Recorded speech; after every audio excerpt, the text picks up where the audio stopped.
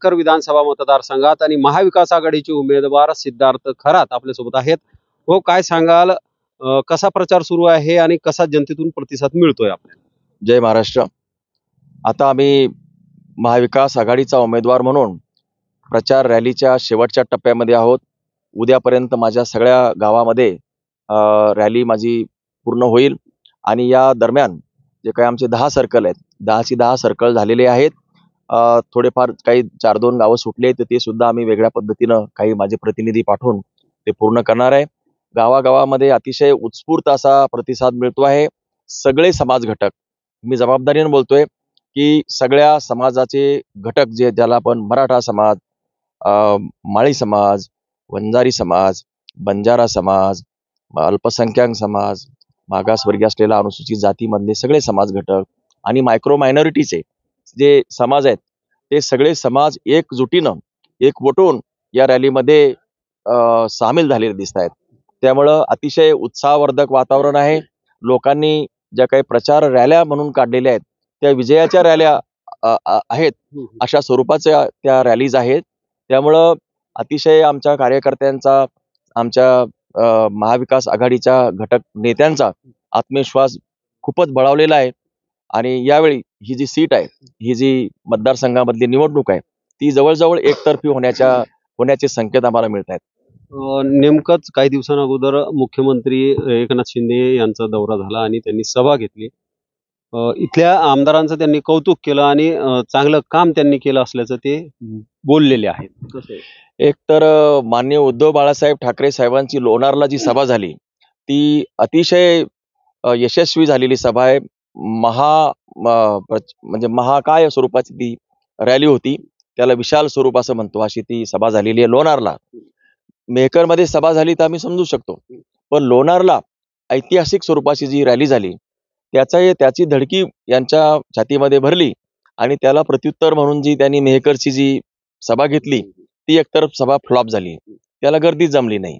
त्यामुळं ती अर्धा जर तो त्यांचा जो काही ग्राउंड होतं ते पूर्ण खाली होतं. दुसरं, त्यांचं भाषण सुरू असताना सगळे लोक सुद्धा त्या ठिकाणी निघून गेलेले आहेत. आणि माननीय मुख्यमंत्री महोदय तुम्हाला माहिती आहे कोणत्या अवस्थेमध्ये कसं कसं बोलतात, आणि ते एकदा बोलायला लागले की मग ते काहीही बरळत सुटतात आणि त्यामुळं त्यांच्या बोलण्यावर कंट्रोल राहत नाही. मग ते नेहमीची त्यांची कॅसेट सुरू करतात की आम्ही असा विकास केला, आम्ही मतदार आमचा सगळ्यात प्रमुख घटक आहे, आम्ही मत शेतकऱ्यासाठी, मी शेतकऱ्याचा वगैरे, असं ते नेहमीप्रमाणे त्यांची बोलण्याची पद्धत आहे. आणि तीच कॅसेट त्यांनी वाजवली. माननीय मुख्यमंत्री महोदयांनी हे जे आमदार आहेत यांना विकासाचा महामेरू असं काहीतरी मी म्हटल्याचं मी ऐकलंय. आता मी जे काही फिरतोय आणि लोक जे मला बोलतायत, लोकांच्याकडनं प्रतिक्रिया ज्या येत आहेत, यांचं नाव जरी काढलं तर लोक अक्षरशः संताप व्यक्त करतायत. मग माननीय मुख्यमंत्री महोदयांना हा विकास पुरुष कुठं दिसला?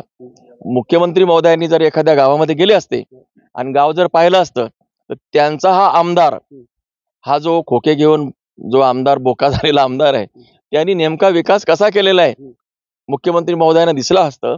आणि म्हणून बोलण्यासाठी काही बोला पण रेटूत बोला, अशा प्रकारचं ते माननीय मुख्यमंत्री महोदयांचं वक्तव्य आहे.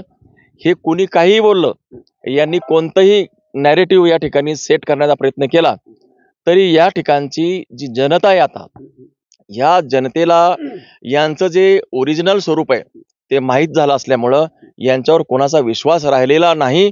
आणि यावेळेस मला तर ही सुनामी दिसते, ही या सुनामीमध्ये हे किती मतानं पडतील बस इतकंच आता मोजायचं काम आहे. आणि आमची जी सीट आहे महाविकास आघाडीची, किती मतानी, किती विक्रमी मतानं निवडून येते, बस इतकंच बघायचं आहे. एक प्रश्न शेवटचा असा आहे की विरोधक म्हणताय की मराठा समाज हा त्यांच्या बाजूला आहे, काय?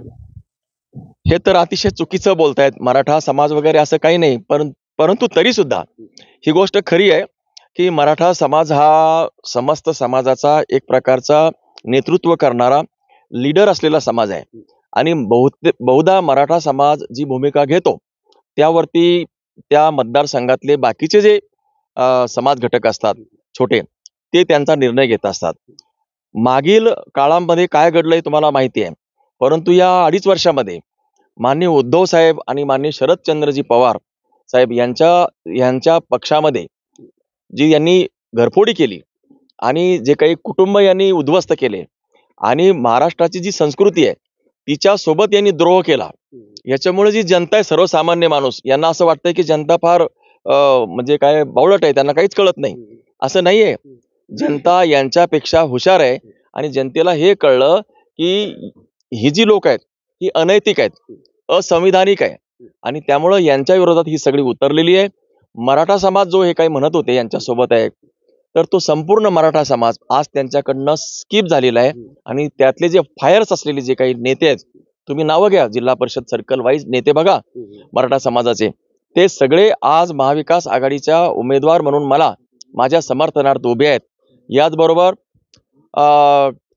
याचबरोबर बाकीचे सुद्धा समाज घटक आहेत, इतर ओबीसी प्रवर्गातले, अनुसूचित जाती जमातीचे, मायक्रो मायनॉरिटीज मधले, अल्पसंख्याक असलेले, तुम्ही बघा जरा थोडस, उघडा डोळे बघा नीट काय चाललंय ते. कारण ह्या रॅलीज आहेत त्या उत्स्फूर्त होत आहेत, एक प्रकारची सुनामी या ठिकाणी आलेली आहे. आणखीन एक व्यक्तिमत्व आपल्यासोबत आहेत, ज्यांनी मेहकरमध्ये शिवसेनेचं बीजारोपण केलं होतं आणि त्याचा वटवृक्ष झाला, असे स्वर्गीय दिलीपजी रहाटे यांचे सुपुत्र आहेत आशिष रहाटेजी. एक प्रश्न आपल्याला असा आहे की बोलल्या जात आहे विरोधकांकडून की मराठा समाज हा त्यांच्या बाजूने, काय सर? निश्चित मराठा समाज हा काही कोणाच्या दावणीला बांधलेला समाज त्या ठिकाणी नाहीये. परंतु मेहकर मतदारसंघाच्या संदर्भात जर का विचार केला तर गेल्या 30 वर्षापासून उद्धव बाळासाहेब ठाकरे यांच्यासोबत हा पूर्ण मतदारसंघ त्या ठिकाणी राहिला. स्वर्गीय हिंदुहृदय सम्राट बाळासाहेब ठाकरे यांच्या विचारांनी हा मतदारसंघ प्रेरित झालेला आहे. निश्चित आमचे वडील स्वर्गीय धर्मवीर दिलीपराव रहाटे यांनी या पक्षाची या ठिकाणी स्थापना या ठिकाणी करून इथे जे काही कार्यकर्ते जमावलेली आहेत, ही कार्यकर्ते सर्व हे आज उद्धव साहेबांचे हात बळकट करण्यासाठी आणि उद्धव साहेबांना न्याय देण्यासाठी, त्यांच्यावर जो अन्याय झाला या अन्यायाला उत्तर देण्यासाठी त्या ठिकाणी महाविकास आघाडीचे उमेदवार सिद्धार्थजी खरात साहेब यांच्या पाठीमागे भक्कमपणे त्या ठिकाणी उभे आहे. आणि निश्चित येत्या 25 तारखेला या गुलालाच्या माध्यमातून उद्धव साहेबांना न्याय त्या ठिकाणी मिळवून देतील आणि 20 तारखेला भूतोर भविष्य की जे जे लोक आरोप त्या ठिकाणी करत होते, आज आमच्यासारखी पिढी ही जातीपातीला त्या ठिकाणी मानणारी पिढी त्या ठिकाणी नाहीये. आज विकासाला आणि महाराष्ट्राच्या प्रगतीला आणि भविष्याच्या उज्ज्वल भविष्यासाठी त्या ठिकाणी महाविकास आघाडीकडे त्या ठिकाणी आहे. निश्चितच. तर हे होते आपल्यासोबत सिद्धार्थ खरात, जे मेहकर विधानसभा मतदारसंघाचे महाविकास आघाडीचे उमेदवार आहेत. त्यांनी देखील आपली प्रतिक्रिया दिली आहे आणि सोबतच दिलीपजी रहाटे जे आहेत त्यांचे सुपुत्र आशिष रहाटे यांनी देखील सांगितलंय की मराठा समाज हा संपूर्णपणे सिद्धार्थ खरात महाविकास आघाडीचे उमेदवार यांच्या पाठीशी खंबीरपणे उभा असल्याचं ते बोलले आहेत.